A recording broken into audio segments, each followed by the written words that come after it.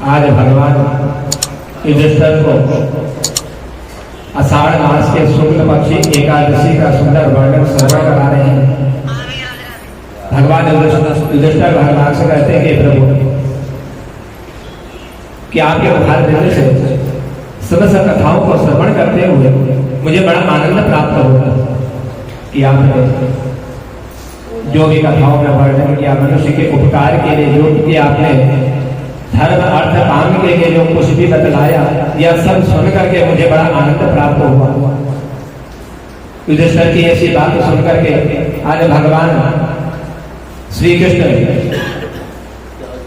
आषाढ़ शुक्ल पक्ष की एकादशी का सुंदर वर्णन उनको बताते हैं। भगवान कहते हैं कि हे राजा, आप बड़े धर्मात्मा हो और आप जो है हर समय मनुष्य के उपकार के लिए और उनके पाप नष्ट करने के लिए, उनको मोक्ष प्रदान करने के लिए ही आप जो है मुझसे प्रश्न किया करते हैं। और आपके मुखार देने से यह सब सुन करके मुझे भी बड़ा आनंद आता है कि मैं चाहता हूं कि मेरा भक्त मुझसे प्रश्न करे, मुझसे पूछे और मैं अपने भक्त को जो है मोक्षदायिनी जितने भी भगवान की लीलाएं हैं उन सबका मैं वर्णन उनको कराऊं। तो भगवान ने कहा कि ये जो आषाढ़ मास है, इस आषाढ़ मास के शुक्ल पक्ष की जो एकादशी होती है, इस एकादशी को हर शयनी, तुलसी रोपण और देव शयनी, इन एकादशियों के नाम से इनको जाना जाता है। और मैं आपको जो इसका संपूर्ण वर्णन में बतलाता हूँ। यह महान जो है पुण्य को देने वाली, स्वर्ग और मोक्ष प्रदान करने वाली यह एकादशी, यह जो हर्षयनी एकादशी है, यह सब पापों को हरने वाली और उत्तम वर प्रदान करने वाली यह हर्षयनी एकादशी का व्रत है। और इसी दिन जो है चातुर्मास का व्रत भी जो है प्रारंभ हो जाता है, जब 4 महीने तक देव उठनी एकादशी तक जो है यह व्रत किया जाए। यह 4 महीने का उत्तम व्रत जो है मनुष्य को मोक्ष प्रदान करने वाला। जब भगवान शयन करते हैं तो इस चातुर्मास व्रत करने वाले व्यक्ति को भी जो है जमीन पर ही शयन करना चाहिए और नियम पूर्वक जो इस व्रत का पालन करना चाहिए। कि एक बार भगवान ने जब वामन रूप धारण किया और राजा बलि के यज्ञ में पहुंचे और वहां पर भगवान ने बलि रूप धारण करते हुए बलि से कहा कि हे राजा, तुम इतना बड़ा यज्ञ कर रहे हो और तुम राजा हो, तुम्हारा मान है, हर जगह तुम्हारी ख्याति विख्यात है, इसीलिए मैं आज तुमसे कुछ मांगने आया। तो राजा कहने लगा कि आप मुझसे क्या चाहते हो, क्या मांगते हो, क्योंकि मेरे द्वार में आया हुआ कभी कोई खाली नहीं आता, मैं तो इतना बड़ा यज्ञ कर रहा हूं। तब भगवान ने राजा बलि से 3 पग भूमि का दान मांगा और जब तीसरा पग भगवान बढ़ा ही रहे थे तो राजा बलि के सर पर, क्योंकि कहीं जगह बची नहीं, 2 पग में सारा ब्रह्मांड नाप लिया, तीसरे पग राजा बलि के सर पर रखा और उसको जो है पाताल का राजा उसको बना। और जब यह बलि पाताल का राजा बना तो कहते हैं कि चातुर्मास का जो व्रत होता है, जो भगवान 4 महीने सोते हैं, ये पाताल लोक में उस बलि के ही महल में जाकर के सोते हैं और 4 महीने के बाद फिर राजा बलि के महल से उठ करके फिर ये जो है अपने स्थान पर विराजमान होते हैं। इसलिए हे राजा, आषाढ़ शुक्ल पक्ष में यह देव शयनी एकादशी जो है, इस दिन जिन्होंने कामना पुण्य से इस कमल लोचन भगवान श्री विष्णु का पूजन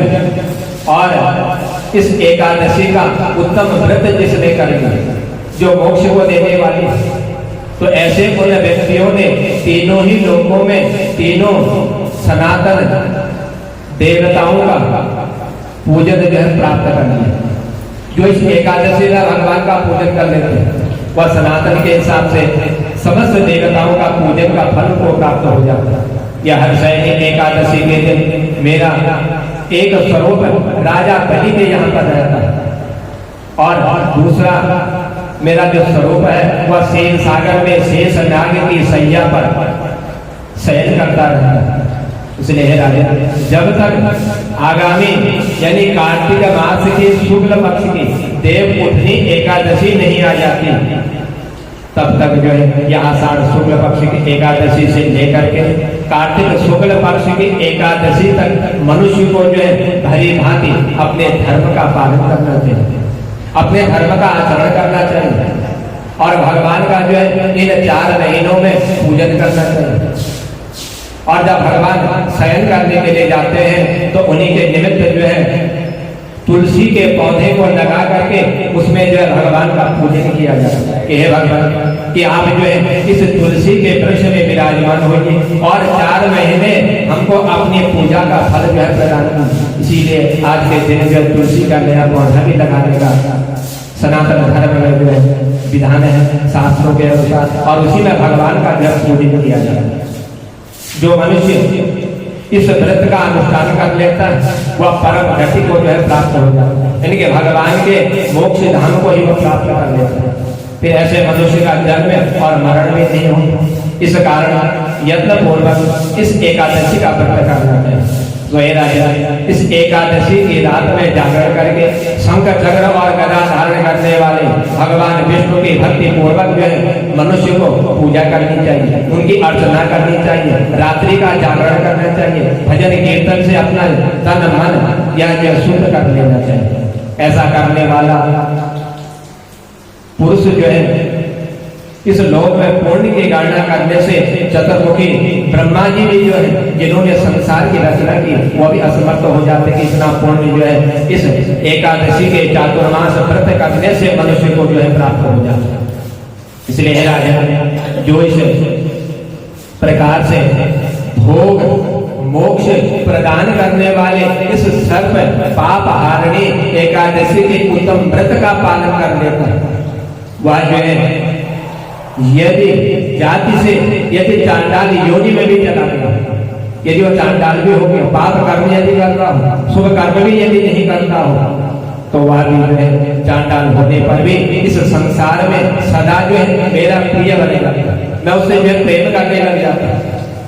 और उसको भी मैं उसी तरह से गति प्रदान करता हूँ जिस तरह से मेरा पालन करने वाला, धर्म का अनुष्ठान करने वाला, मेरी पूजा करने वाला कर्म करता है। वही फल जो है उस चांडाल को भी मेरे द्वारा प्राप्त हो जाता है। जो मनुष्य दीपदान करता है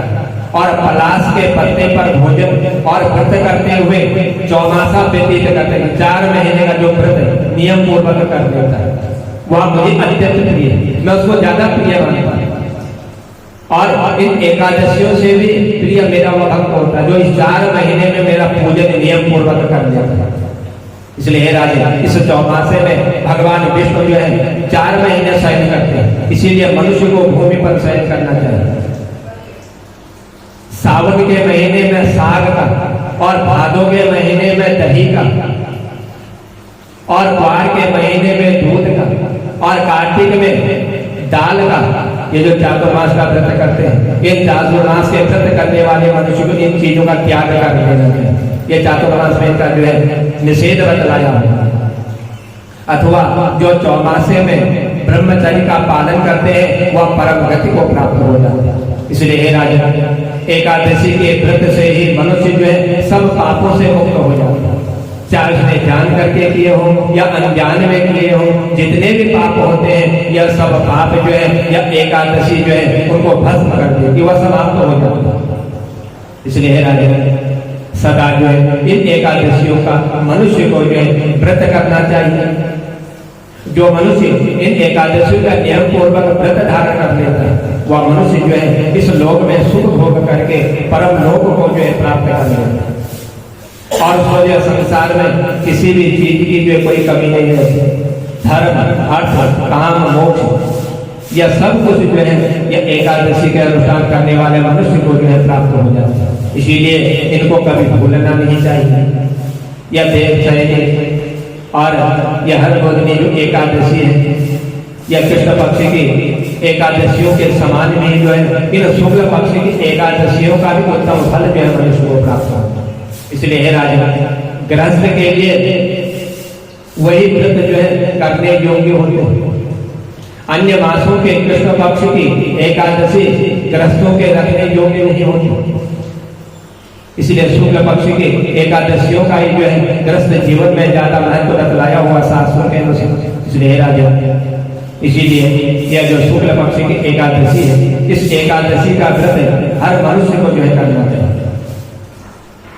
यह शुक्ल पक्ष की एकादशियों का व्रत करने वाला मनुष्य जो है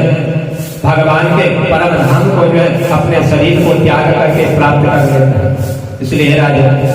यह जो देवशयनी एकादशी और चातुर्मास का जो व्रत है, इन व्रत को करने वाला, एकादशी में भगवान का भजन कीर्तन करने वाला